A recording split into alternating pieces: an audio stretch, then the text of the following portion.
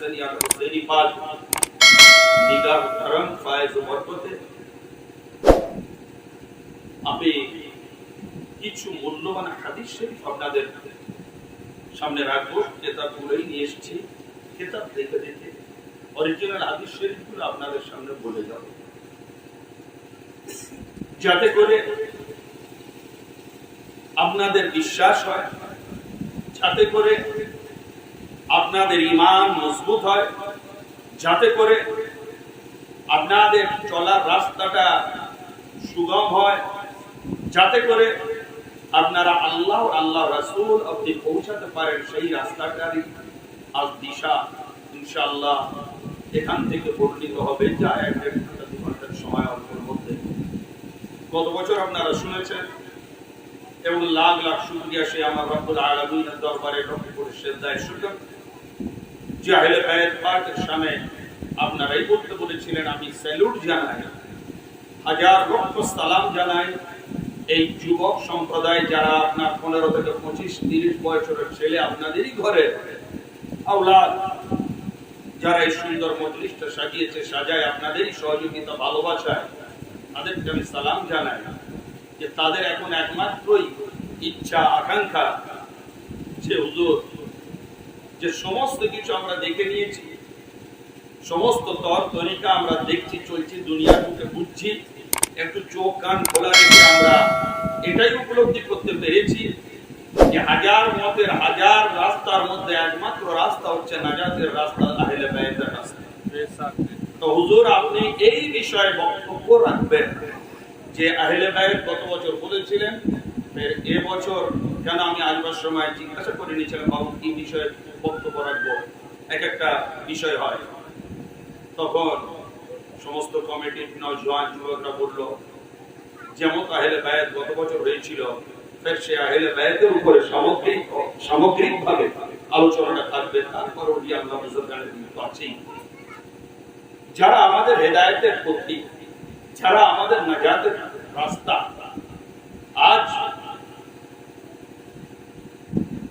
দেখুন এই 1 থেকে 150 বছরের মধ্যে কত না জামাত এসেছে। 1 থেকে 150 বছরের মধ্যে কোন জামাত? দেওবন্দি জামাত, তবলিগি জামাত, বরেলি জামাত, ফুরফুরা জামাত, আহলে হাদিস জামাত, জামাত ইসলামী জামাত, তারপরে আপনার এখন আহলে কোরআন, এই সমস্ত জামাত সমস্ত শোনা যায়। এর বয়স হচ্ছে 150 বছর আনুমানিক, এর বেশি নয়। এইবারে যদি এই জামাতগুলো একটু হালকা পরিচয় দেওয়া যায়, আমরা কি দেখি দেওবন্দের যে মাদ্রাসা, সেই মাদ্রাসার ফলোয়ার যারা পড়াশোনা করেছেন, সেই আকীদায় যারা চলাফেরা করেন তাদের দেওবন্দি। সেখানকার একটা ব্রাঞ্চ বের হলো তবলিগি জামাত বলে, স্বপ্নে পাওয়া জামাত। ইলিয়াস সাহেবের স্বপ্নে উনি পেয়েছেন, নিজের সেই স্বপ্নের মতো করে নিজের একটা তরিকা সাজিয়েছেন, তার নাম হচ্ছে তবলিগি জামাত। এনাদের কাজ মানুষকে নিয়ে গিয়ে নামাজ পড়ানো। যদি পাশে মসজিদের পাশের ঘরে যদি অ্যাটম বোমও পড়ে, তবু ওনাদের কিছু বলার হুকুম নেই, কিছুই বলবে না। মসজিদের মধ্যে থাকবে, নামাজ পড়া। আর আপনার বাড়িতে শত বিপদ আপদ যতই কিছু হোক না কেন, সুখ দুঃখ খুশি, বা আপনার টেনে নিয়ে আপনার জামাতে চলে গেলেই ওনাদের ওইটাই ইচ্ছা যে আমরা আল্লাহ রাস্তা বেরিয়েছি, এটাই আমাদের নাজাত। আচ্ছা, বরেলি আহলে সুন্নাত ওয়াল জামাতের একটা ফিরকা, একজন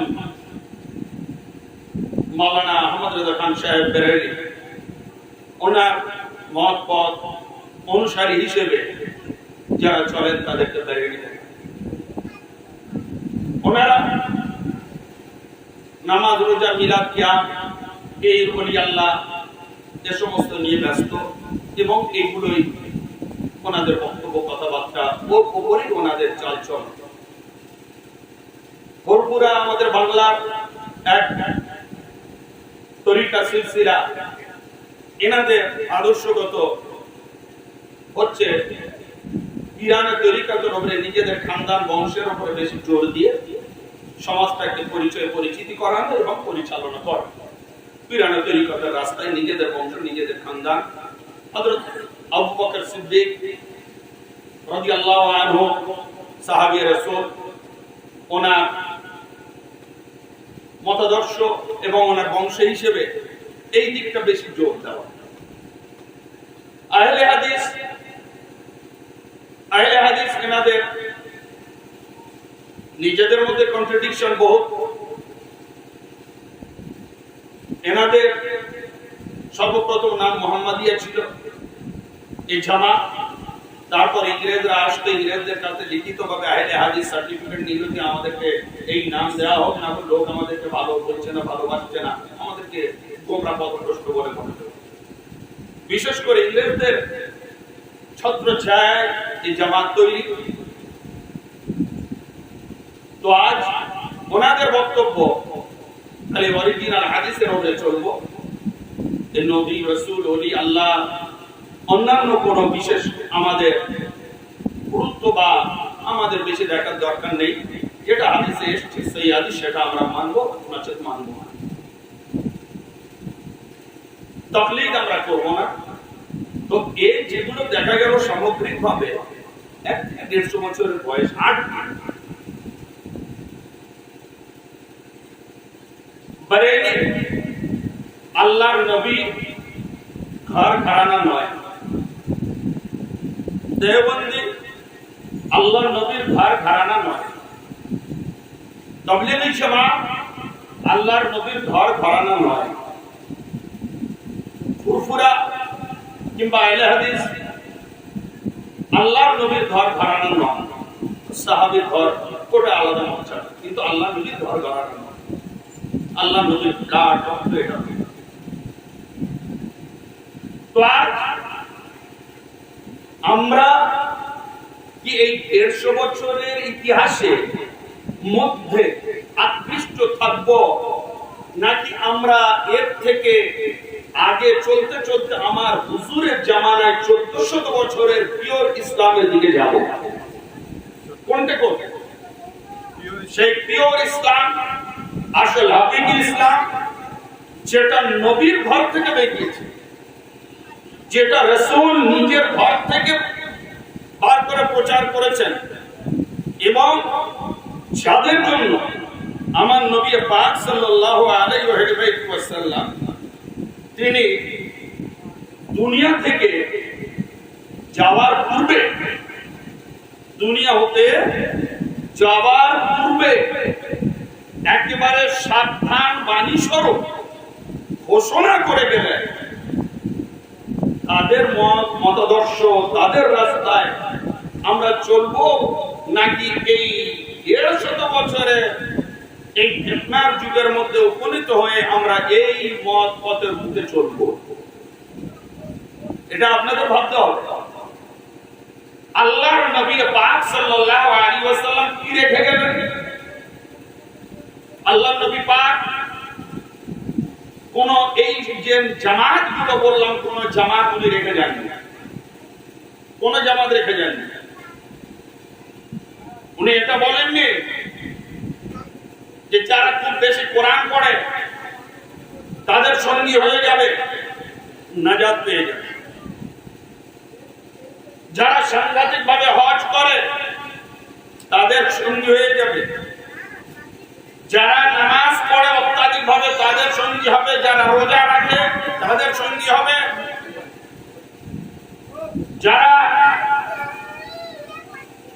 যারা আপনার দিনের মেহনত করে তাদের সঙ্গী হবে।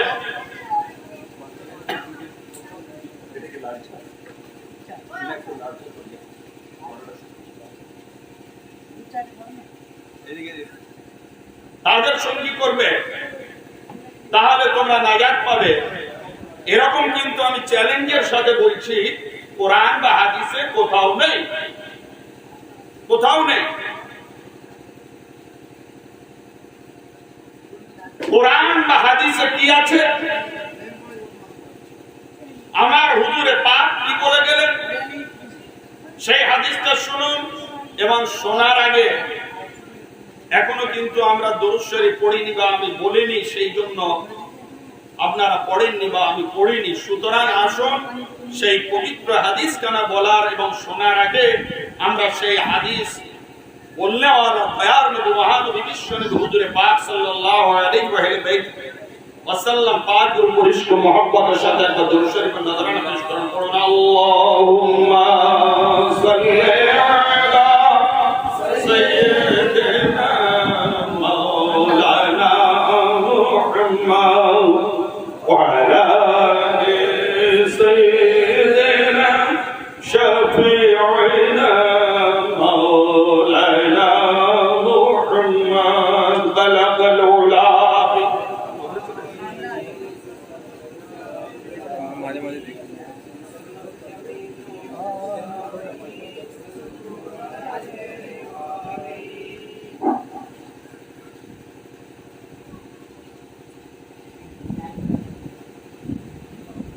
আজ আসলে আমি একজন পাক্কা আহলে সুন্নাতুল জামাতের তালিবে ইলম, একজন খাদেম হিসেবে আপনাদের সামনে বক্তব্য রাখছি। এটা আপনারা জানেন, গত বছরও পরিচয় পেয়েছেন এবং সিলসিলার দিক থেকে সর্বশ্রেষ্ঠ সিলসিলা, 1000 বছর আনুমানিক পুরানো আপনার আহলে বাইতের সিলসিলা কাদরিয়া তরিকা হুজুর গৌস পাক, সেই সিলসিলায় আমি বায়াত। তা সুতরাং আমি একটু পুরানো আদিকালের জিনিসকে বলা বেশি ভালোবাসি এবং পছন্দ করি। Old is gold. বর্তমান যত আপনার নতুন নতুন ফিরকা গজাচ্ছে ততই ফিতনার আবির্ভাব হচ্ছে।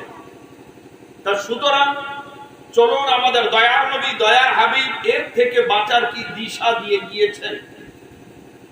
দয়ার নবী হুজুরে পাক সাল্লাল্লাহু তাআলা আলাইহি ওয়াসাল্লাম তিনি বলছেন, এটা আপনার তিরমিজি শরীফ, মুসলিম শরীফ, মিশকাত শরীফ, এই 3 হাদিস, যার মধ্যে 2টো সিয়াসিতের হাদিস আর একটা আমাদের দারসি কিতাব মিশকাত শরীফের হাদিস।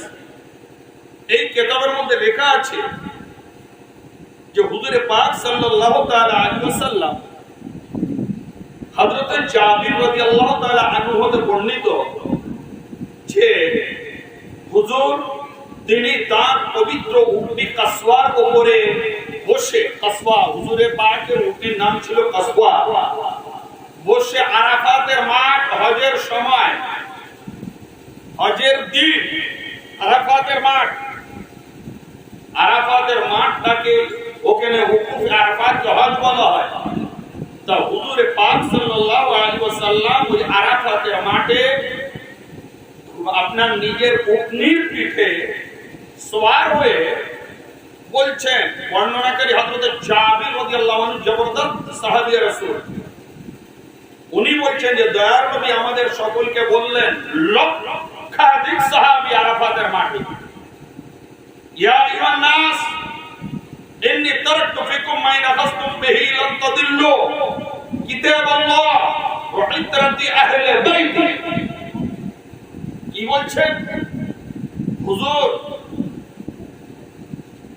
হজের দিন উটের পিঠে চড়ে লক্ষাধিক লোকের সম্মুখে বলছেন, ইয়া আইয়ুহান নাস, হে মানব মণ্ডলী, ইন্নী তারাকতু ফিকুম, আমি তোমাদের মধ্যে রেখে যাচ্ছি, মাইন আকাস্তুম বিহি, যদি তোমরা সেইটাকে ধারণ করতে পারো, মজবুতের সাথে ধরে রাখতে পারো, লান তাদিল্লু, লান, কখনোই নয়, কখনোই নয়, তাদিল্লু, তোমরা গোমরাহ হবে। কখনোই তোমরা গোমরাহ হবে না, কখনোই নয় যে তোমরা গোমরাহ হবে। ওই দুটোকে ধরবে আর ধরার পরে তোমরা গোমরাহ হবে, এটা হতে পারে না। এখানে লান তাকিদের কখনোই নয়। ফের শোনো, পুরো হাদিস শুনুন ফের একবার। 1400 বছরের পুরাণ, আজ সহি হাদিস। হুজুর বলছেন, ইয়া আইয়ুহান নাস, হে মানব মণ্ডলী, ইন্নী তারাকতু ফিকুম মা ইযা আখাযতুম বিহি লান তাদিল্লু। আমি তোমাদের মধ্যে দুটো জিনিস রেখে যাচ্ছি, সেই দুটো জিনিস যদি তোমরা মজবুতির সাথে ধরো, কখনোই তোমরা গোমরাহ হবে না। বুঝা গেল? তো এইবার আমাদের জানা দরকার যে সেই জিনিসটা কি, সেই বস্তুটা কি। সেটা কি নামাজ, সেটা কি রোজা, সেটা কি হজ, সেটা কি যাকাত, সেটা কি দ্বীনের খিদমত, না কোনো আমল? না, কোন আমল না। নামাজ রোজা হজ যাকাত আমল, এর আমল উনি রেখে যান, মানে এখানে বলেননি। আমলের গুরুত্ব আলাদা, আর যে জিনিসটার বলেছেন তার গুরুত্ব আলাদা। কি বলছেন? যে তোমরা কখনো গোমরাহ হবে না। তার মধ্যে একটা হচ্ছে কিতাবুল্লাহ, আল্লাহর কিতাব কোরআন। কোরআন, ওই কোরআন থেকেই নামাজ এসছে, কোরআন থেকেই রোজা এসছে, কোরআন থেকে হজ এসছে, কোরআন থেকে যাকাত এসছে, কোরআন থেকে দ্বীন এসছে, কোরআন থেকে ইসলাম এসছে। কোরআন থেকে আমরা আল্লাহকে পেয়েছি, কোরআন থেকে আমরা রাসূলুল্লাহকে পেয়েছি। বুঝা গেল? তাহলে আসল কি? কোরআন। কোরআনকে মজবুতের সাথে ধরো, কোরআনকে ভালোবাসো, কোরআনকে বুকে লাগান, কোরআন পড়ো, কোরআন পড়ান, কোরআন শিখুন, কোরআন শেখান। দ্বিতীয়, ইত্রাতি আহলে বাইতি। আর ওই কোরআনের সাথে সাথে আমি আমার ইতরাত, আমার ঘরানা, আমার আহলে বাইত রেখে গেলাম। একেবারে সহি হাদিস সামনে আরবি পড়ে আপনাদের বাংলা করছি।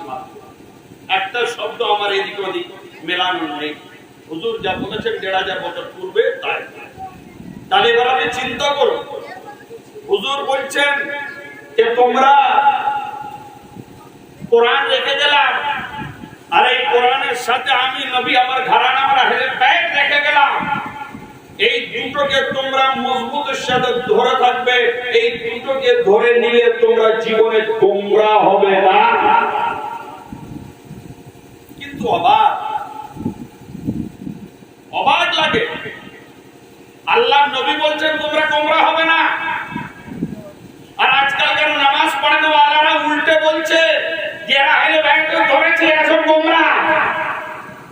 কোরআন পড়ানো ওয়ালারা বলছে এরা আহলে বাইতের দামন ধরেছে, এরা গোমরাহ, এরা শিয়া।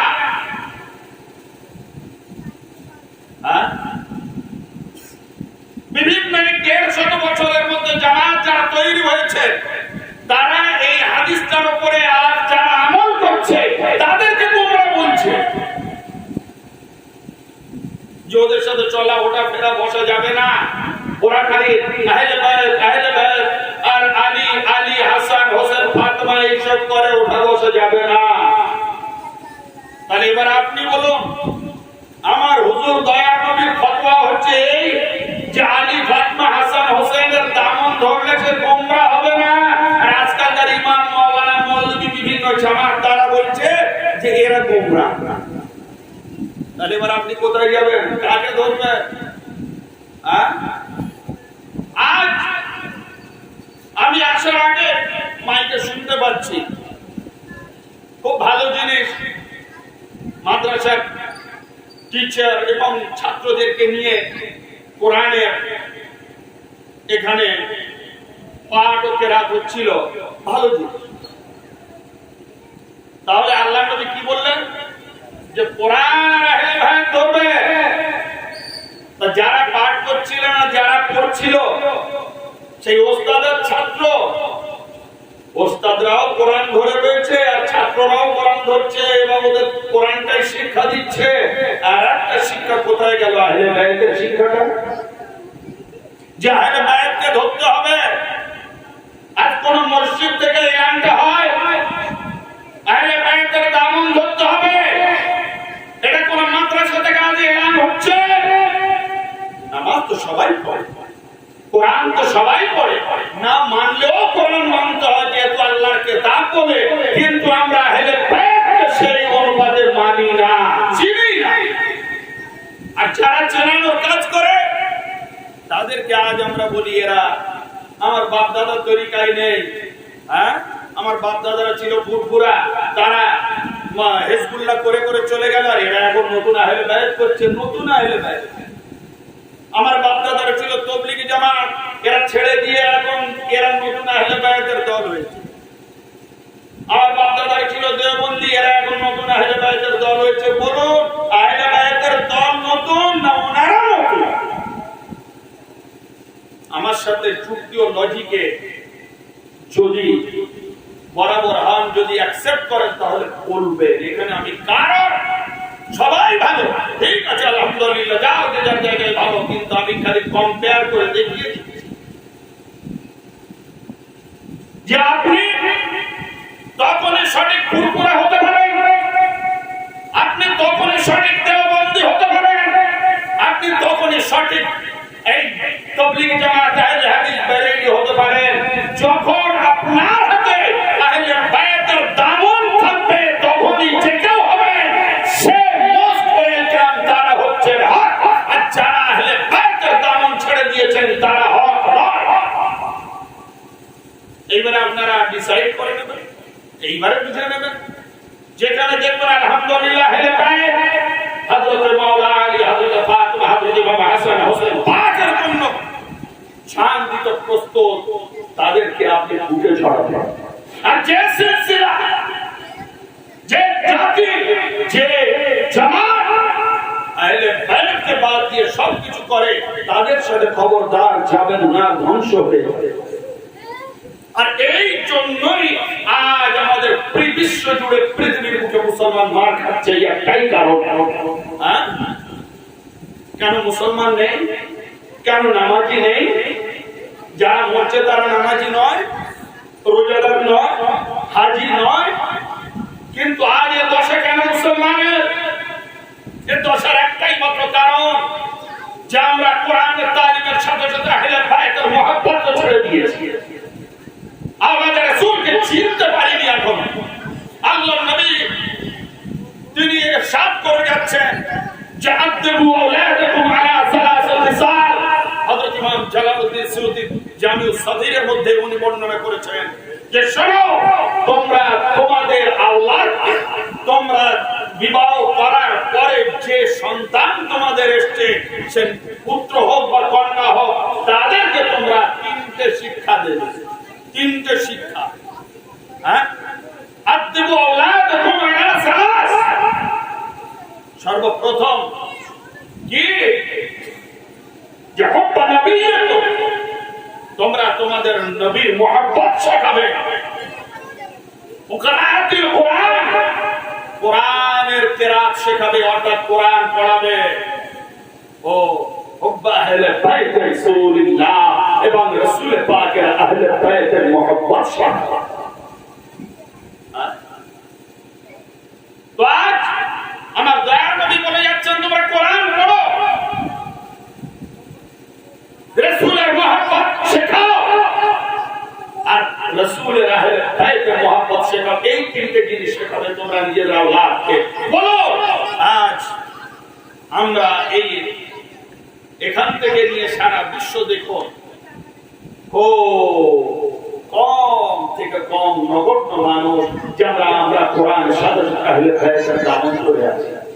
হ্যাঁ, কেন? নবীর ঘর ঘরানার সাথে এত বৈরিতা কেন? যে ইসলাম আমরা পেয়েছি নবীর ঘর থেকে, নামাজ নবীর ঘর থেকে এসছে, রোজা নবীর ঘর থেকে এসছে, হজ নবীর ঘর থেকে এসছে, যাকাত নবীর ঘর থেকে এসছে, এইগুলো সব নবীর ঘর থেকে এসছে। আর ঠিক যেমন আল্লাহর নবী নামাজও দিয়েছেন, একদিকে আহলে বায়াতও দিয়েছেন, রোজাও দিয়েছেন, আহলে বায়াতও দিয়েছেন, হজ দিয়েছেন, আহলে বায়াত দিয়েছেন।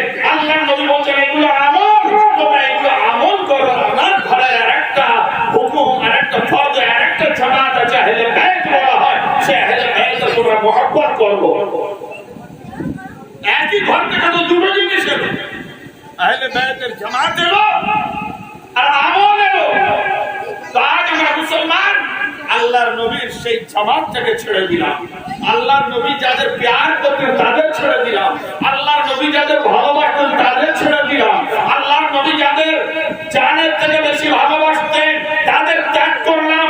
আমলটা নিয়ে সারা দুনিয়া ঘুরে বেড়াচ্ছি ভাই, আর এটাই ভাবছি আমাদের নাজাত হবে। কখনো হতে পারে, কখনো হতে পারে আল্লাহ নবীর ঘর থেকে দুটো জিনিস এলো, আহলে বায়াত এলো, আমল এলো। তার সমগ্র মাদ্রাসার মিশন, সমগ্র মৌলভী মসজিদের ইমামদের মিশন একটাই, আমল আমল আমল আমল, আর কিছু নয়। এমনকি বই লিখে ফেলেছে ফাজাইলে আমল, আমলের ফজিলত বইও লিখে ফেলেছে, সেইটা আর মসজিদে পড়ানো হয়। নাম জানেন তো, শুনেছেন তো ফাজাইলে আমল, ফাজাইলে আহলে বায়াত লিখে, ফাজাইলে আহলে বায়াত লিখে যে খবরদার এই ফাজাইলে আমল যখন পড়বে তখন ফাজাইলে আহলে বায়াতেরও তালিম দেবে। সেটা তো হয় না।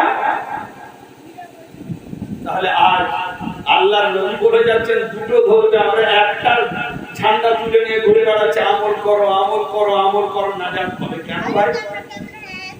ইসলাম তোমার, ইসলাম রাসূলুল্লাহ, রাসূল দিয়েছেন ইসলাম, তিনি যেটা দিয়েছেন সেটাই ভালো। বুঝে দিয়েছেন যে এইটা করো তোমরা গোমরা হবে না, ছেড়ে দিলে গোমরা হবে। হ্যাঁ, আমরা সেই ফাজাইলে আহলে বায়াত ছেড়ে দিয়ে ফাজাইলে আমল নিয়ে ঘুরে বেড়াচ্ছি, তাহলে এবারে দেখুন আপনি কি হেদায়েত পাবেন? পাবেন না। তো আল্লাহর নবী সাল্লাল্লাহু তাআলা আলাইহি ওয়াসাল্লাম, আপনি আমার দয়ার নবী কি বলছেন দেখুন, এনাদেরকে চিনবেন, আহলে বায়াতকে যে ভালোবাসবেন, আপনি ফল কি পাবেন? কাজী আয়াজ মালিকি রাহমাতুল্লাহ আলাইহি কিতাবুশ শিফা, বিখ্যাত বিখ্যাত হাদিসের কিতাব, তিনি কি বলছেন জানেন? এনাদের ভালোবাসলে কি হয় শুনে যান। এ সমস্ত হাদিস শরীফ আর অন্য কেউ আপনাদের শোনাতে আসবে না। যে আমার মুর্শিদের নিগাহ ও কারাম, যে আজ আপনাদের মধ্যে আসা যাওয়া করছি, আল্লাহ যতদিন হায়াত রেখেছেন আসবো যাব, এই বলা এবং এই হাদিসগুলো আপনাদের শোনানোটাই আশা করবো আমার কিয়ামতের দিন নাজাতের ওসিলা হয়ে যাবে। হ্যাঁ, না তো আর কিছুর উপরে ভরসা নেই। এইবারে আসুন দেখুন, দয়ার নবী বলছেন, আমি এতক্ষণ বললাম যে আহলে বায়াতকে চিনুন, আহলে বায়াতকে ধরুন, ধরলে কি পাবেন দেখুন। মারিফাতু আলে মুহাম্মাদিন বারাতুম মিনান নার, হুব্ব আলে মুহাম্মাদিন জাওয়াদুন আলাস সিরাত।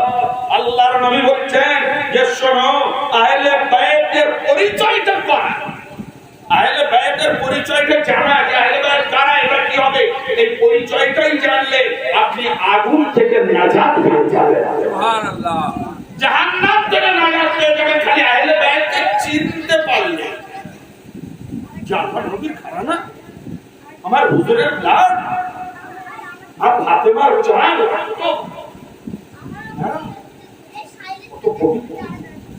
এই যে চেনা, এই চিনতে পারলে আপনি আর জাহান্নাম থেকে বেঁচে যাবেন।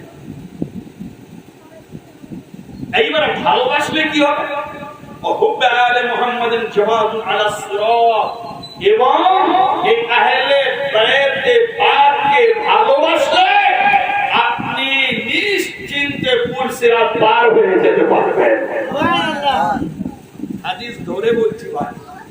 हां कोन आगड़म पगड़म इधर का उधर का इधर नहीं है, वो नहीं आपको मिलेगा। हम लोग तो बड़े पसीना के कमाई पैसे आप लोग जुटा के जलसा करते हैं, लिहाजा ओरिजिनल आप लोग को देने की कोशिश करेंगे। बिल्कुल इसके बाहर नहीं। तो अल्लाह नबी पाक কি বলছেন, এনাদের চেনা জাহান্নাম থেকে নাজাত, এনাদের ভালোবাসা আপনি পুল সিরাত থেকে পার হওয়ার দলিল। আর কি বলছেন, ওয়ালাতুল আল মুহাম্মাদিন আমানুম মিনাল আযাব, আর এনাদের সাথে দোস্তি করা, আহলে বাইতের সাথে দোস্তি করা, আলী ফাতেমা হাসান হোসেন পাক আলাইহিস সালামের সাথে দোস্তি করা কি আমানুম মিনাল আযাব, আযাব থেকে আপনি আমান পেয়ে যাবেন। হ্যাঁ, শেফা শরীফ কাজী আয়াত প্রথম খণ্ড 37 পৃষ্ঠা। তাহলে এবার কি বলুন ভাই, আপনি লাভবান হচ্ছেন কিনা, লাভবান হলেন কিনা? যে আহলে বাইতকে চেনা আপনার জন্য উপকার, যে আহলে বাইতকে ভালোবাসা আপনার জন্য উপকার, যে আহলে বাইতের মুহাব্বত করা আপনার জন্য উপকার, সেই উপকারের রাস্তা সেই জামাতটাকে ছেড়ে দিয়ে আমরা ছোট ছোট ছোট ছোট সব জামাতে তৈরি হয়ে গিয়েছে 150 বছর মধ্যে। হ্যাঁ, কোরআন সব মানা করব না, আপনার ইমানের পরিচয়, ইমানের দায়িত্ব আপনার, সব করো, কিন্তু মুসলমান হিসেবে শুভাকাঙ্ক্ষী হিতাকাঙ্ক্ষী হওয়ার হিসেবে আমি হাত জোড় করে আপনাদের সামনে বলে যাব, সব করো, করার সাথে সাথে স্পেশাল ভাবে আপনার দিলের মধ্যে আহলে বাইতের মহব্বত রাখুন, তবেই আপনি নাজাত পাবেন, না তো আপনি পেতে পারেন না। কেন? আপনার আমরা যাবতীয় যা কিছু করছি জান্নাতে যাওয়ার জন্য, নামাজ পড়ছি জান্নাতে যাওয়ার জন্য, রোজা রাখছি আমরা জান্নাতে যাওয়ার জন্য, তাই তো? এছাড়া তো আর কিছু নয়। আমাদের লাস্ট স্টেশন সেটা হচ্ছে জান্নাত। তো আমিও তো সেই জান্নাতে যাওয়ার কথা বলছি, এবং যাতে করে আপনারা একেবারে কনফার্ম জান্নাতি হতে পারেন সেই রাস্তাই বলছি। নামাজি হলেন কিন্তু কনফার্ম জান্নাতি নয়, রোজাদার হলেন কনফার্ম জান্নাতি নয়, হজ করলেন কনফার্ম জান্নাতি নয়, যাকাত দিলেন কনফার্ম জান্নাতি নয়, কুরবানি করলেন লাখ টাকার গরু কনফার্ম জান্নাতি নয়। কনফার্ম জান্নাতি হচ্ছে দয়ার নবী সাল্লাল্লাহু আলাইহি ওয়াসাল্লাম, তিনি বলছেন, শুনুন, হযরত আবু সাঈদ খাদরি রাদিয়াল্লাহু তাআলা আনহু থেকে রওয়ায়াত, ওয়াল্লাযী নাফসি বিয়াদিহি লা ইউবিদুনা আহলাল বাইত আহাদুন ইল্লা আদখালাহু আল্লাহুন নার। আল্লাহর নবী বলছেন, শুনো, যে খোদার কসম, যার কবজায় কুদরত আমি রাসূল মুহাম্মদ আমার জান, যারা যারা আমার আহলে বাইতের শত্রু হবে কনফার্ম তারা জাহান্নামী হয়ে যাবে। বেশক বেশক। হ্যাঁ, দেখুন অরিজিনাল হাদিস সুরকানে আল মাওয়াইদ আসওয়াইক মুহাররিক 172 পৃষ্ঠা আরবি কিতাবের হাওয়ালা দিয়ে থাকছে। হ্যাঁ, এই কিতাবের নাম বোধহয় তল্লাকের আলেমরা শুনেনি। হ্যাঁ, আল্লাহ নবী বলছে, যারা যারা আমার আহলে বাইতের দুশমন তাদের জন্য জাহান্নাম হারাম। সুতরাং যে নামাজি আহলে বাইতের দুশমন সে নামাজ তাকে জান্নাতে নিয়ে যাবে। নামাজের কোনো দোষ নেই, পাত্রের দোষ। কি ভাই? আচ্ছা, আপনারা দেখেছেন না দুধ জানেন তো, কাউমি কিংবা এমনি এখন মাদার ডেয়ারি যেগুলো, এগুলো যে কোনো পাত্রে কি রাখা যায়?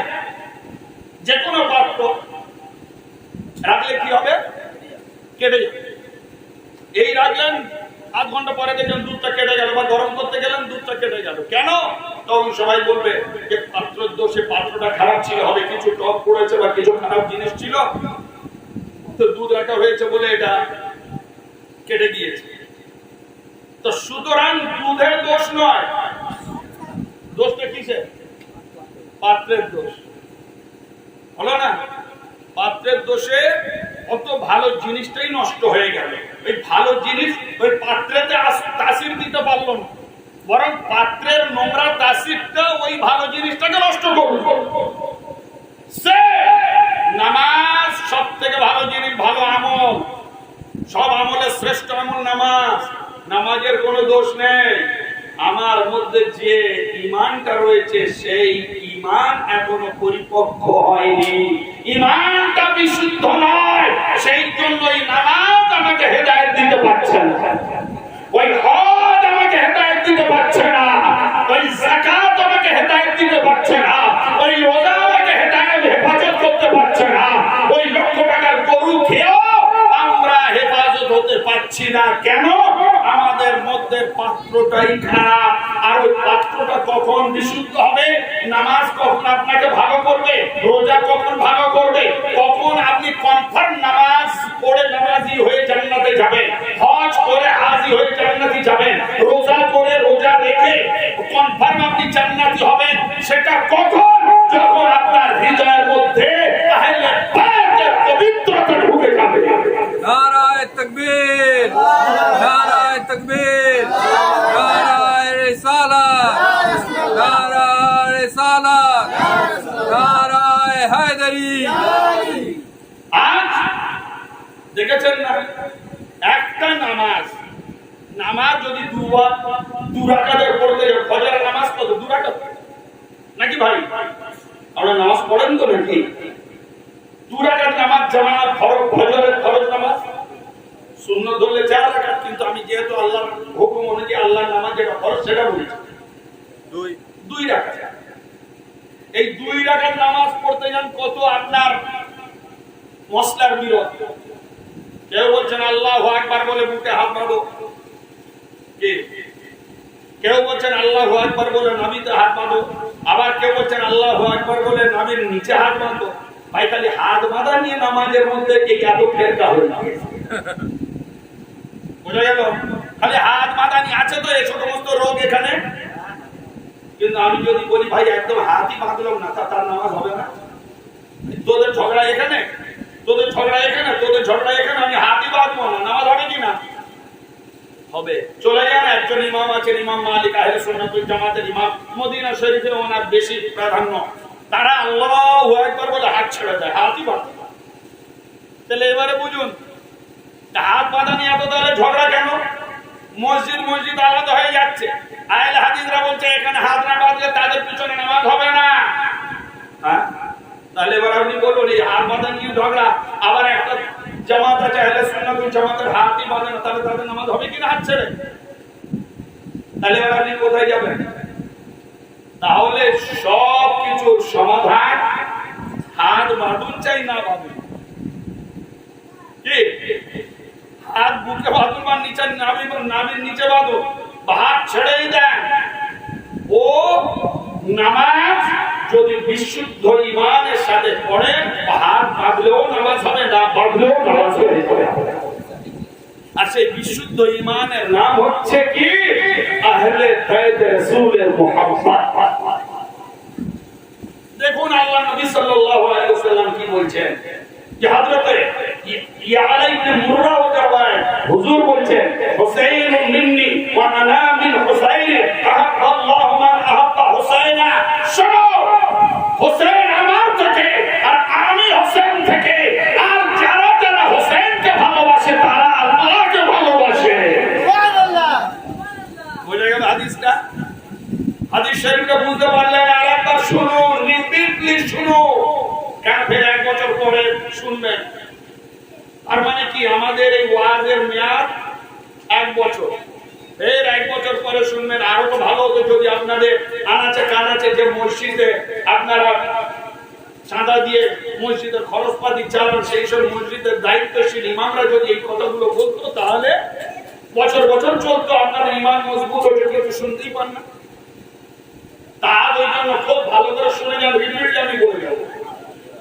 হুজুর বলছেন হুসাইনুন মিন্নি, হুসাইন আমার হতে, ওয়া আনা মিন হুসাইনি,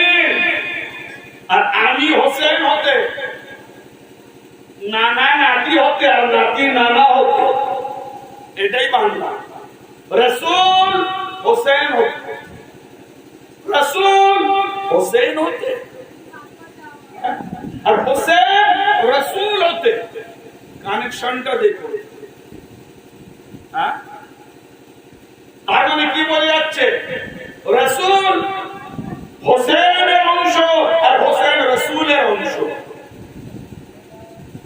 যদি এটা পরিষ্কার ভাষায় বলা যায়, হোসেন হতে রসুল, রসুলই হোসেন, আর হোসেনই রসুল। এই হচ্ছে আশিকদের ব্যাখ্যা। ও যেই হোসেন সেই রসুল, যে রসুল সেই হোসেন। হাদিস হোসেন মিন্নি ওয়া আনা মিনাল হোসেন। এইবারে আসো, আল্লাহর নবী পাক বলেন, শোনো, আমাকে যেমন ভালোবাসে আল্লাহ খুশি হয়, তেমন আমার হোসেনকে যে ভালোবাসবে, সে হোসেনকে ভালোবাসে না, সে আল্লাহকেই ভালোবাসে। দেখতে পারেন হাদিস সামনে রেখে কথা বলছি, তিরমিজি শরীফের হাদিস। তিরমিজি শরীফ সিত্তা, 6 হাদিসের একটা হাদিস। প্রতি কথায় কথায় বলে না যে 6 হাদিস আছে, 6 হাদিসের বাইরে কোন কথা আমরা শুনতে চাই না। 6 হাদিস নিয়ে আসো। তো সেই 6 হাদিসের একটা হাদিস হচ্ছে তিরমিজি শরীফ। তিরমিজি শরীফের হাওয়ালা ফের শুনুন, আল্লাহর নবী বলছেন, বারবার শুনো, ঈমান মজবুত হবে, মুহাব্বত জন্মাবে। আর যখন মুহাব্বত জন্মাবে, যখন ওই মুহাব্বত দিয়ে আপনি নামাজে দাঁড়াবেন, দিলের মধ্যে হোসেনের মুহাব্বত, আর নামাজ পড়ছেন আল্লাহর জন্য, তখন ওই নামাজ করে কনফার্ম আপনি জান্নাতি হয়ে যাবেন। কনফার্ম জান্নাতি। আরে ভাই, নামাজিও তো জাহান্নামী হয়, হয় না? যে নামাজ আপনার শয়তান তো বহু বছর নামাজ পড়েছিল, সে তো জান্নাতের থেকে বরং বার হয়ে চলে। সে প্রথমে জান্নাতি ছিল, আমরা পরে জান্নাতি হব, সে প্রথমে জান্নাতি। আর চিন্তা করো, জান্নাত থেকে তাকে বেরিয়ে আসতে হবে কেন? তার মধ্যে এই জিনিসগুলোর মহব্বত ছিল না। ওই যে সেজদাটা করতে বলা হয়েছিল, আজ তো একদম সাথে সাথে বলে দেয়, হযরত আদমের সেজদা ছিল, আদমকে করেনি, সেই জন্য সে কাফের হয়ে গিয়েছে, মালাউন হয়ে গিয়েছে। এটা কোরআন শরীফের জাহেরি মানে, কোরআনের জাহেরি মানে। আল্লাহ পাক বললেন, উসজুদু লি আদম ফাসাজাদাল মালায়েকাতু কুল্লুহুম আজমাউন, যে তোমরা সিজদা করো আদম, তখন সব ফেরেশতা সিজদা করে। হ্যাঁ, কিন্তু ইবলিস কো আবার ওয়াস্তাকবার, সে ইনকার করল, গোমরা হয়ে তার মূল্য কি বলল? আল্লাহ বললেন, ফাখরুজ মিনহা ফাইন্নাকা রাজিম, তুই বেরিয়ে যা, তুই মারদুদ হয়ে গেলি, তার মানে তুই জাহান্নামী হয়ে গেলি। কেন? হযরত আদমকে সিজদা করেনি বলে আমরা জাহেরি জাতি। হ্যাঁ, আল্লাহর হুকুম ছিল, ও করেনি, কিন্তু আদমের মধ্যে কি ছিল যে সেইটাকে সিজদা করেনি বলেই করেছে? আদমের মধ্যে এই নূরের রাসূল পাঞ্জাতন পাকের নূর একত্রিত ভাবে আদমের পেশানিতে ছিল। দেখেন তাফসীরে কাবীরের মধ্যে আছে, তিলকা রাসূল, এই আয়াতের মধ্যে বলা হয়েছে যে পেশানিতে রাসূলে পাকের নূর ছিল, আর ইবলিস সেই নূরটাকে সিজদা করেনি বলে তাকে জাহান্নামী হতে হয়েছে। তাহলে বোঝা গেল জান্নাতি হয়েও জাহান্নামী হওয়া যায়। কেন না? যারা আল্লাহর প্যারা বান্দা, তাদের যদি আমরা ইজ্জত না করি, না মানি, না ভালোবাসি, তাহলে কনফার্ম আপনি জাহান্নামী। আমল আপনাকে বাঁচাতে পারবে না। তাহলে এইবারে আসে, সেই কারণে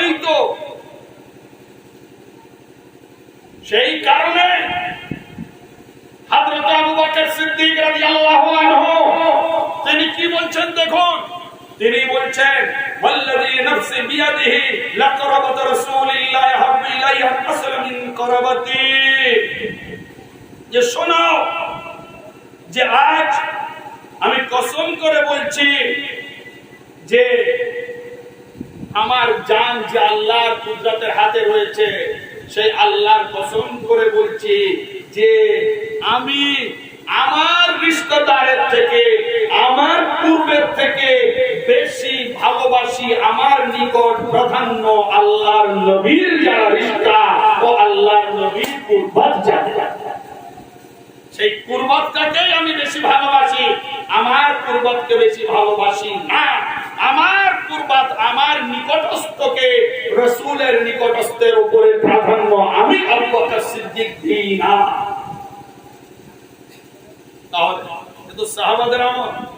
তাহলে এবার আপনি চিন্তা করুন যে আল্লাহর নবী সাল্লাল্লাহু আলাইহি ওয়াসাল্লাম তিনি নিজে বলে যাচ্ছেন।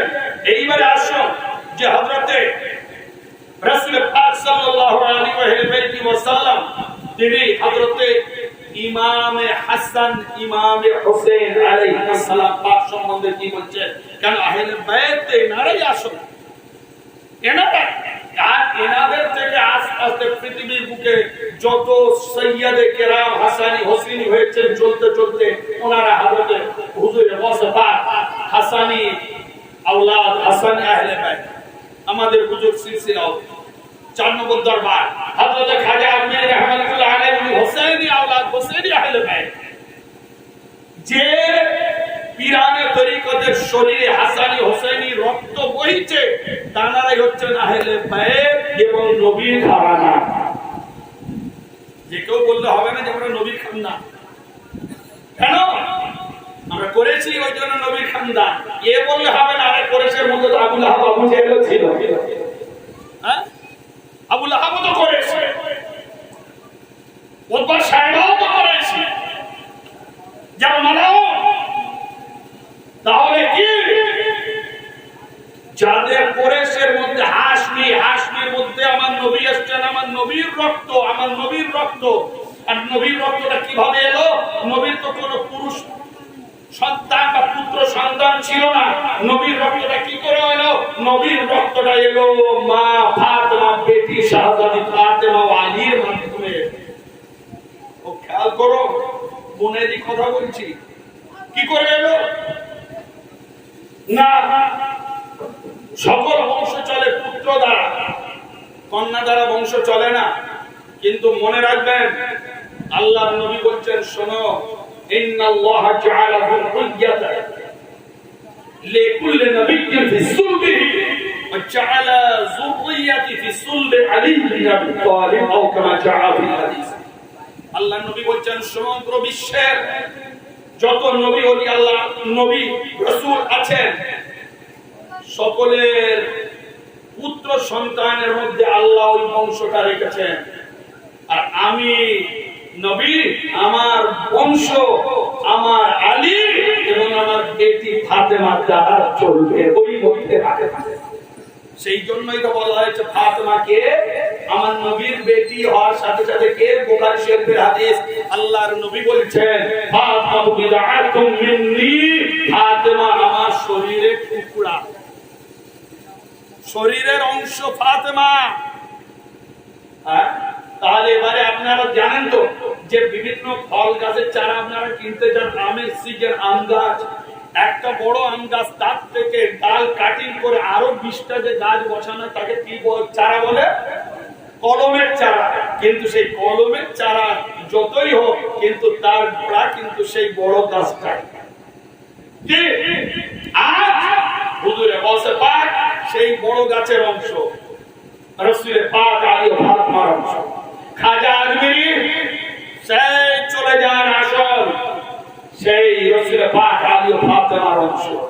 হ্যাঁ, সেই অংশ থেকে এনারা কাটিং হয়ে আজ পৃথিবীর বুকে বিভিন্ন জায়গায় ছড়িয়ে পড়েছে। সাদা থেকে আম, বুজুর্গানে দিন, আহলে বাইতে ইসলাম, আজ আমার মুর্শিদ মদনাপুর দরবার শরীফ খাঁটি খালিস আহলে বাইতে আছে। আজ আপনারা যে পীরানে তরিকত মানেন, আপনাদের পীর মুর্শিদ আছেন, দেখে নেবেন সেজরাতে যদি ওনারা সৈয়দ সাদাত হন, খেলাফতে নয়, খেলাফতে নয়, খেলাফতে পীর ফুরফুরা ইমারতের খেলাফতে পীর ফুরফুরা আবু বকর সাহেব, উনি হচ্ছেন সিদ্দিকী। উনি খেলাফতটা কার কাছ থেকে পাচ্ছেন বলুন?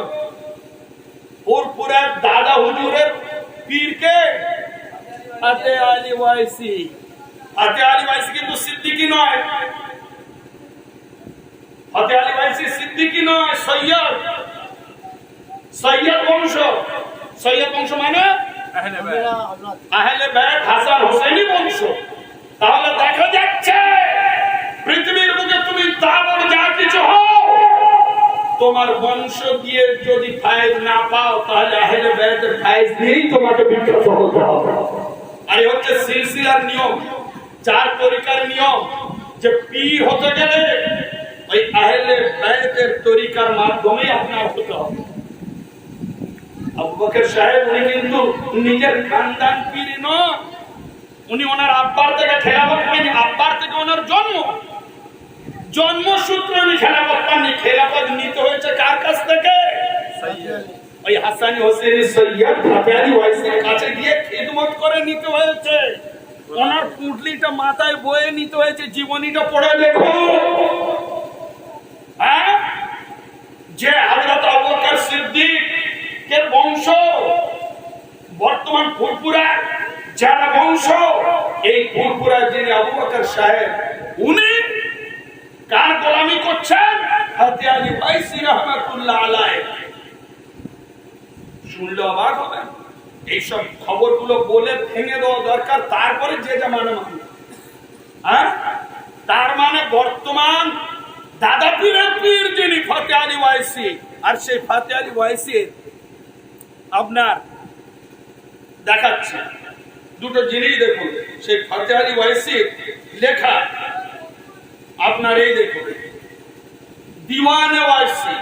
আমি আপনার নিয়ে এসছি জেরক্স করে, অরিজিনাল আমার কাছে আছে। আজ থেকে 1800 বছরের পুরানো। উনি ফার্সিতে লিখে গিয়েছিলেন দিওয়ানে ওয়াইসি। যারা বড় পুরাণ মানেন জিজ্ঞাসা করবেন দিওয়ানি ওয়াইসি, পৃথিবী বিখ্যাত ওনার দিওয়ান ফার্সিতে। অত ভালো দিওয়ান ফার্সিতে পাওয়া যায় না। এরকম পণ্ডিত ছিলেন। ওটা লিখেছিলেন কিভাবে? কিসে না, রাসূল পাকের মুহাব্বতে লিখেছিলেন। দিওয়ানে ওয়াইসি বলা হয় ফার্সিতে। আর ওতে মাওলা আলীর বয়ান আছে, তারপরে ওতে হাসান হোসেন পাকের বয়ান আছে, আর কি আছে? হুজুর বস পাকের বয়ান আছে। এই দেখুন আপনার এই দিওয়ানে ওয়াইসি এই পৃষ্ঠা আপনাদের সামনে আমি একেবারে অরিজিনাল এই পৃষ্ঠাগুলো উনি কি বলছেন দেখো। হযরতে ফাতে আলী ওয়াইসি সৈয়দ, কিন্তু ফুরফুরার এনারা সৈয়দ না, এনারা সিদ্দিক। সৈয়দ হতেন কখন? যদি এনারা হাসানি হোসেনি হতে, তাহলে সৈয়দ হতেন। আর এমনি আপনি সৈয়দ মানে লিডার, সর্দার, সেই হিসেবে যে কাউকে সৈয়দ বলতে পারেন। বংশ ব্লাড হিসেবে যাকে তাকে সৈয়দ বলা যাবে না, হারাম হয়ে যাবে। দেখুন হযরত ফাতে আলী ওয়াইসি কি বলছেন হুজুর গৌস পাক সম্বন্ধে। তিনি বলছেন, এই দেখুন মনকাবাতে হযরত গৌসুল আজম 231 পৃষ্ঠা অরিজিনাল ফার্সিটা আপনার পড়ে শোনাচ্ছি। কি বলছেন? গোলামে তু শুদাম আস জান মুরিদ তু শুদাম আস দিল, মুরাদ মালিক মাওলা মুহিউদ্দিন জিলানী, বদরিয়ায়ে গমে উস্তাদম বয়া এ দস্তগীর মান, রহাই বখশ আজি দরিয়া মুহিউদ্দিন জিলানী কি বদুক্তা ওয়াইসি নাদা গজল در وصف تو শাহা আতাতুল খলআত আলা মুহিউদ্দিন জিলানী। দেখুন তিনি বলছেন গোলামে তু শুদাম আস জান। হ্যাঁ হুজুর গৌস পাক, আমি ফাতে আলী ওয়াইসি বলছি, আমি জান দিয়ে আপনার গোলাম হয়ে গেলাম।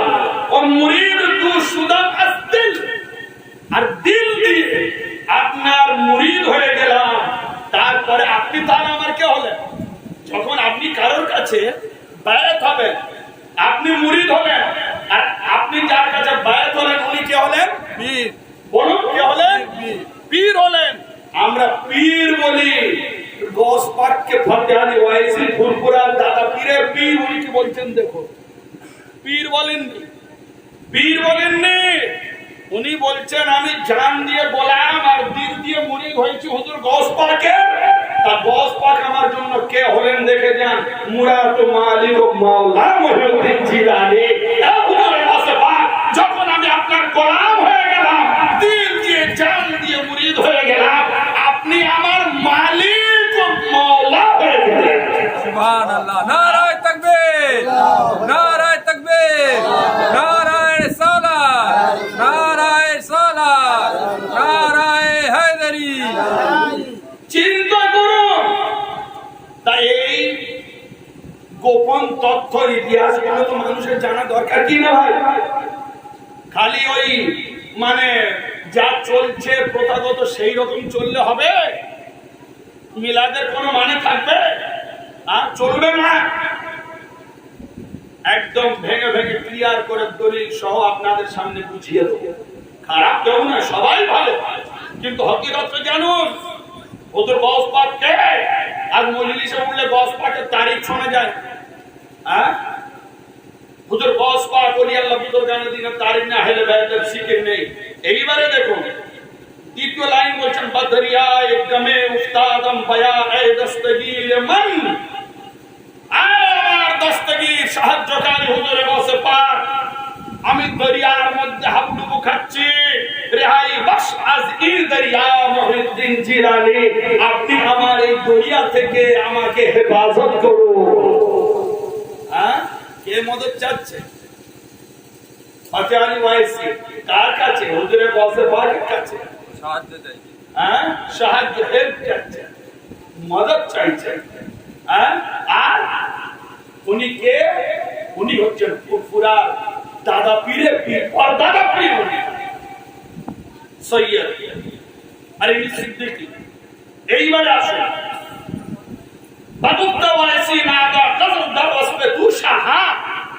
হায় হায়, যে আমি ওয়াইসি, আমি নাদান, আমি নাদান। নাদান বোঝেন তো? একেবারে অযোগ্য নাদান আমি। কিন্তু হে বাদশাহ, আমি আপনার শানে নাত ও গজল লিখেছি। সুতরাং আপনি আমাকে কি করেন? আতাকুম খিলাতে আলা মুহিউদ্দিন জিলানী। হে হুজুরে গৌসে পাক, আপনি আমাকে খিলাত আতা করুন। হ্যাঁ, তার মানে ওয়ালায়াত আতা করুন। চিন্তা করতে হলে ওয়ালায়াত করতে পাওয়া যায় গৌস পাকের কাছ থেকে। এইবারে আসেন, আরো কি উনি বলছেন দেখো, আরো বলছেন যে কমিনা বান্দা আত ওয়াইসি তামান্না মিকুনা দাদম। এটা হচ্ছে 184 পৃষ্ঠা। কমিনা জায়গায় বলেছেন নাদান, এবার নিজে বলছেন কমিনা। হায় হায়, কাব্যিক ভাষায় কত বড় ওলি আল্লাহ। আজ আমাদের মানিকপুরে কলকাতায় শুয়ে রয়েছে, ওখান থেকে উনি শিক্ষা দিচ্ছেন বাংলাভাষীকে। বাংলাভাষী তোমরা শোনো, আমি যেখান থেকে খেলাত পেয়েছি, যেখান থেকে বীরত্ব পেয়েছি, তিনি আমার হুজুর গৌসে পাক, ওনার মুহাব্বত ও ইশক তোমরা দেখো। হ্যাঁ, কি বলছেন? কবিনা বান্দা ওয়াইসি তামান্না মিকুনা দাদম, যে আমি কবিনা, আমি ওয়াইসি, এটাই সদা সর্বদা তামান্না করি, ইচ্ছা করি, আশা করি কি শুধু পায়ে তু করবা মুহিউদ্দিন জিলানী, যে হে হুজুরে গৌসে পাক, আপনার কদমে আমি কুরবান হয়ে যাব। এটাই আমার আশা, এটাই আমার ইচ্ছা, এটাই তামান্না। তাহলে এবার আপনি চিন্তা করুন, দুনিয়ায় যত ফায়েজ পাবেন বা পেয়েছেন বা পাচ্ছেন, যারা পীর হয়েছেন, ডাইরেক্ট কেউ হতে পারবেন না। ওই আমার হুজুরে আহলে বাইত, ওই মা ফাতেমা, মাওলা আলী সাহেবজাদা, হযরত ইমাম হাসান, ইমাম হোসেনের দরবারে নবীকে নিতেই হবে আপনাকে। হ্যাঁ, খুলে দেখুন, শাজরা বলছি, মাওলানা রুহুল আমিন সাহেবের লেখা ফুরফুরার শাজরা। ফুরফুর আবু বকর সাহেবের শাজরা, যেটা ওনার বংশ শাজরা, সেটা আলাদা, সেটা আলাদা, ওনার বংশ শাজরা আলাদা। আবার যেটা খেলাফতের শাজরা, সেটা আলাদা। হ্যাঁ, তাহলে দেখে নেবেন দুটো বংশ শাজরা সিদ্দিকীতে গিয়ে মিলেছে, ব্লাড জেনারেশন যেটা চলে সাধারণ ক্ষেত্রে, আমার বাপ তার বাপ করে করে, কিন্তু ওখান থেকে উনি বংশগত খেলাফত পাননি। এইরকম করে দেওবন্দিরাও বংশগত খেলাফত কেউ পায়নি। এইরকম করে তাবলীগ জামাত বংশগত খেলাফত নয়। এইরকম আপনার বরেলিরা পর্যন্ত কেউ বংশগত খেলাফত নয়। যারা পীর হয়েছেন খেলাফতের মাধ্যমে পীর হয়েছে, কোন ওলি আল্লাহ সৈয়দ বুজুর্গানে দ্বীনের মাধ্যমে তারা খেলাফতটা পেয়েছে। হ্যাঁ, সৈয়দ হতেই হবে, আওলাদে রাসূল হতেই হবে। যদি না হয় সে খেলাফত পাবে না। তাহলে সেই খেলাফত আওলাদে রাসূলের কাছ থেকে পাচ্ছি, কিন্তু তাদের ফজিলত গুলো বলবো না, এ কেমন হয়? বেরেলি আহমদ রাজা খান উনি তো পাঠান, উনি তো আফগানিস্তানের পাঠান ছিলেন। উনি কব থেকে পীর হবেন? তো উনি গেলেন মারহারা দরবার শরীফে, ওখানে আওলাদে রাসূল আছেন, ওনার হাতে বায়াত হলেন, মারহারাতে বরকাতিয়া, ওখানে বায়াত হলেন, ওনারা সৈয়দ, সেই থেকে ওনারা খেলাফত পেলেন। তাহলে কি বলে যাচ্ছে? এই সূর্য হচ্ছে না হেলে বায়াত, যারাই ওনাদের গোলামি করেছেন ওই আওলাদের মাধ্যমে ভিক্ষা দিয়ে দিয়েছেন, যাও তোমরা নিয়ে যাও, হ্যাঁ নিয়ে যাও। কিন্তু আজ আমাদের ঈমান নষ্ট হয়ে গিয়েছে। আজ হায় হায় হায়, মাদ্রাসায় পড়ে আজ আমরা এদিক ওদিক ঘোরাফেরা করে নিজের পীর, আলে রসুল হোক না হোক, আল্লাহর রসুল হোক না হোক, নিজের পীর যা কিছু সেইটাই সব মনে করে নিয়েছি, আহলে বাইতকে ছেড়ে দিয়েছি। একটা খুব মারাত্মক গল্প আজকে বলছি, যেটা আমার সাথে না হলে 4-5 মাস আগে আমি আই উইটনেস, একেবারে আমি ওখানে আমার সাথেই ঘটেছে। হ্যাঁ, কিভাবে মানুষ সত্য পেয়েও অন্য ভুল রাস্তায় চলে যাচ্ছে। বাসুবাটি একটা দরবার আছে, জানেন তো বাসুবাটি? ওনারা 400-500 বছরের পুরানো, ওনারা সৈয়দ দাবি করেন। ওনাদের বংশ বর্তমান বারেইলি থেকে পড়ে আসার কারণে ওনারা বর্তমান যারা, আমার বহু যাতায়াত ছিল, ওয়াজ হতো ওখানে, খোয়ালি হতো ওখানে, ফুল চাদর নজর নিয়ে সব হতো। এখন বেরেইলিতে পড়ে আসার কারণে বহু জিনিস বন্ধ করে দিয়েছে, এবং টোটালি ওনারা সৈয়দ হয়েও বারেইলি হয়ে গিয়েছে।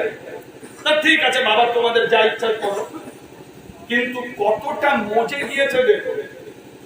মজে যাওয়া মানে একেবারে সে আর খাওয়া যাবে না। আম মজে যায় না, তার মজে যায় যখন অত্যাধিক পেকে যায়, সে আর খাওয়ার মতো থাকে। দেখেন ওনাদের মধ্যে আমার থেকে মোস্ট জুনিয়র, আমি এক জায়গায় থাকি, সেখানে ওনারা ওনাদের মুরিদানের মহল্লায় এলেন, তো আমাকে ইনভাইট করলেন, আমি গেলাম। ওনারা আমার চিনতে পেরেছে, আমি ধরা দিই। দুজনের মধ্যে কথা হচ্ছে, দুই ভাই এলেন, চাস্তো ভাই। তো দুই ভাই যখন এলেন, এসে এইবারে কি করছেন জানেন? এসে কথা হচ্ছে, কথা হতে হতে ওনার চাস্তো ভাই যিনি বড়, উনি জিজ্ঞাসা করছেন, আপনি কি, আপনার নামটা কি? আমার জিজ্ঞাসা, আমি চিনতে পেরেছি, আমি জিজ্ঞাসা করি। যাই হোক, একটু আদবের সাথে বসে আছে, সৈয়দ ঠিক আছে। এমন সময় সেই ছোট ভাইটা, উনি আমাকে চিড়ানোর জন্য, আমাকে রাগানোর জন্য, জানে আমি খাঁটি আহলে বাইতের মানি, আমি খাঁটি আলী হাসান হোসেন করি, সেই জন্য এটা বেরেলিরা করে না, সেই জন্য আমাকে রাগানোর জন্য কি করলো দেখো, নিজের জাত থেকে নিচে নেমে গেল। হ্যাঁ, নামের একটা সৈয়দ লেখা আছে, কিরকম না, আমাকে রাগানোর জন্য, চিড়ানোর জন্য বলছে,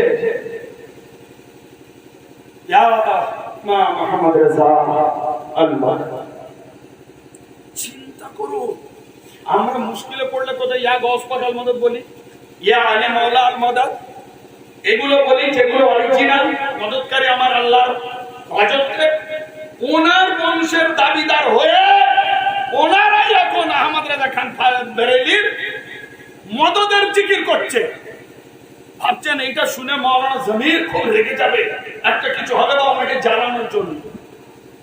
তখন আমি অবাক হয়ে গেলাম, কিন্তু আমার তো বসে থাকা অভ্যাস নয়। সাথে সাথে আমি কি করলাম জানেন? আমি শুনিয়ে দিলাম সাথে সাথে, সাথে সাথে একেবারে স্ট্যান্ড হয়ে গিয়েছো, ভাবতে পারিনি যে আমি মাওলা আলীর নাম নেব, আমি আলীর ঘরানা নয়, হাসান হোসেনের ঘরানা নয়, ওনার ঘরের কুত্তার কুত্তার কুত্তা, ওনার ঘরের গোলামের গোলামের গোলাম। হ্যাঁ, সেইটাই যদি কবুল হয়ে যায় অনেক বড়। তা আমরা ওনার বাপ দাদা ওনাদের মদত চাইছি, আর সেই বংশের হয়ে একজন মাওলানা সাহেবের মদত চাইছে যে উঠতে বসতে জিকির করছে যে ওনাদের বংশের নয়।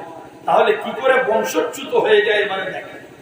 হ্যাঁ, কি করে বংশচ্যুত হয়ে যায়। বহু জায়গায় আমি বলার স্কোপ পাইনি বলে আজকে আপনাদের বলছি, বুঝো।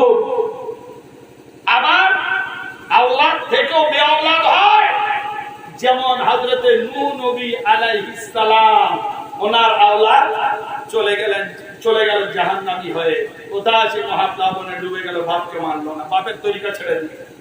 হ্যাঁ, আবার হযরতে বেলাল দেখুন কোথাকার, ইথিওপিয়া, সাউথ আফ্রিকা, এই মোটা কালো শরীর, এই মোটা ঠোঁট, একেবারে উনি চলে এলেন নবী পাকের কাছে, নবী পাকের গোলামিতে কবুল করে নিয়ে উনি পৃথিবী বিখ্যাত হয়ে গেলেন। হ্যাঁ, এই হচ্ছে আসল।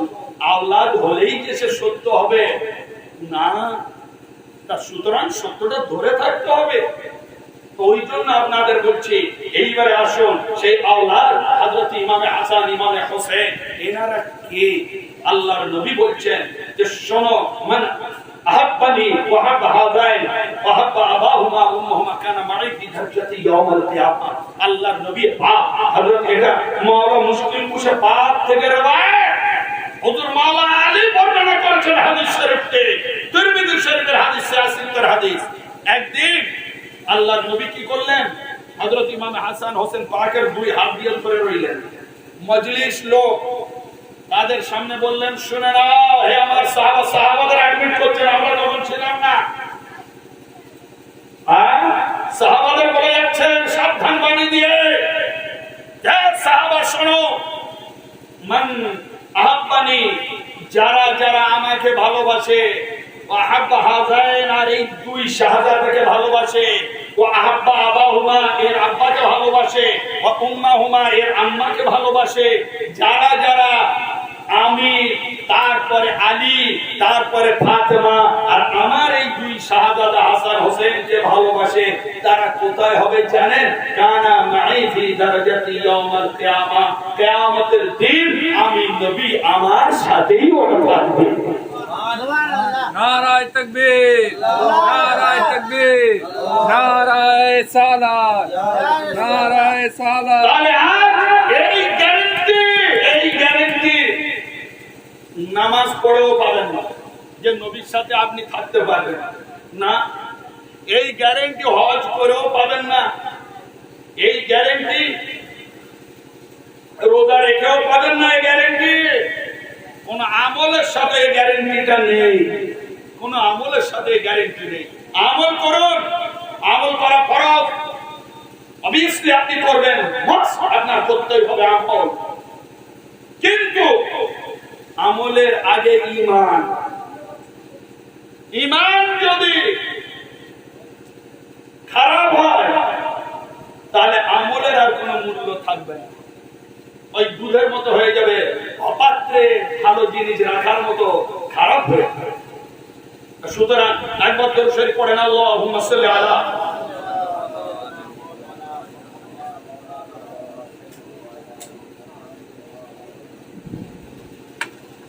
এইবারে আসুন সাল্লাল্লাহু আলা নবীল উম্মি সাল্লাল্লাহু তাআলা আলাইহি ওয়া আলিহি ওয়া সাল্লাম, আল্লাহর নবী হুজুর পাক সাল্লাল্লাহু তাআলা আলাইহি ওয়া আলিহি ওয়া সাল্লাম পাক তিনি কি বলছেন দেখুন, মান আহাব্বাল হাসান ওয়াল হুসাইন।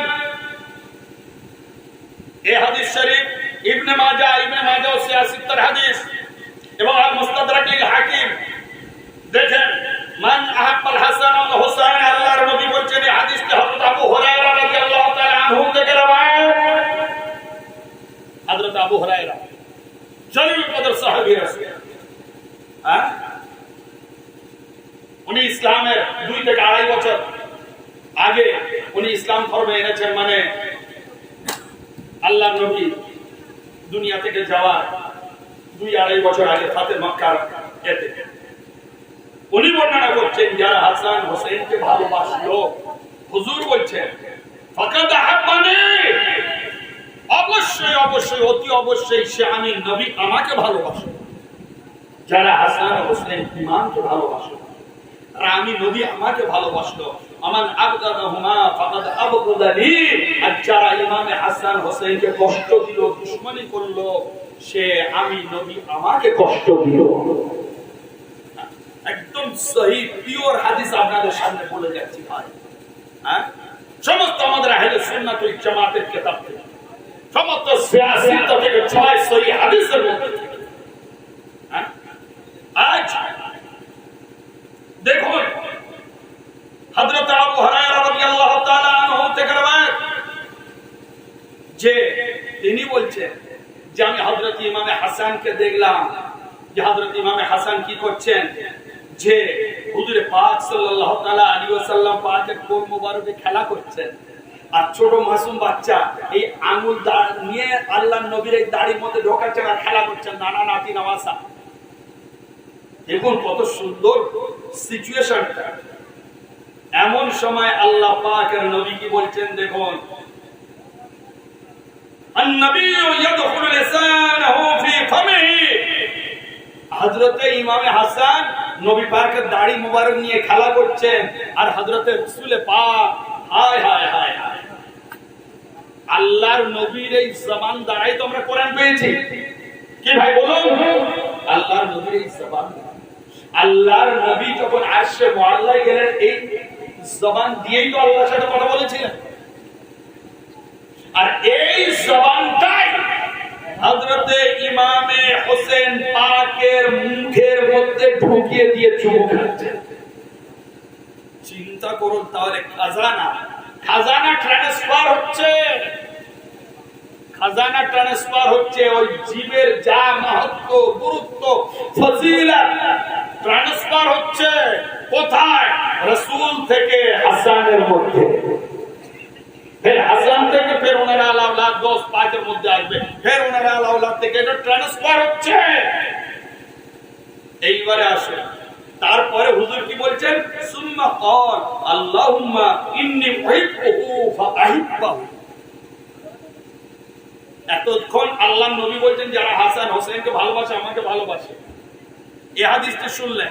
এবারে দেখুন আরেকটা হাদিস শুনেছেন যারা হাসান হোসেনকে ভালোবাসে তারা আল্লাহকে ভালোবাসে, এটা শুনেছেন। এইবারে দেখুন এই হাদিস আল্লাহ পাক বলেছেন, রাসূল বলছেন আল্লাহুম্মা ইন্নী উহিব্বুহু, আল্লাহ আমি আমার এই শাহজাদা ইমামে হাসানকে ভালোবাসি, তো ফাআইবাহু, তো হে আল্লাহ আপনিও এনাকে ভালোবাসো। চিন্তা করো, ভালোবাসা প্রেম ভক্তি সম্পূর্ণ ফানা হয়ে যাওয়া। এইবারে আসো আমার প্যারা নবী হতে পাক সাল্লাল্লাহু তাআলা আলাইহি ওয়া সাল্লাম পাকের যে হাদিস শরীফগুলো আপনাদের সামনে আমি বললাম যে হাদিস পাক ধরেই আপনাদের সামনে আকরাম প্রোগ্রামে এদিক ওদিক অন্য কথা হবে, যা হবে হাদিস থেকে, কি তাই তো নাকি? যা হবে হাদিস থেকে, এখানে কোনো গল্প করার জায়গাই নেই। যে আজ আল্লাহ নবী সাল্লাল্লাহু তাআলা আলাইহি ওয়া সাল্লাম একটা আপনাদের সামনে খুব মূল্যবান একটা ঘটনা আপনাদের সামনে শোনায়, যে হযরতে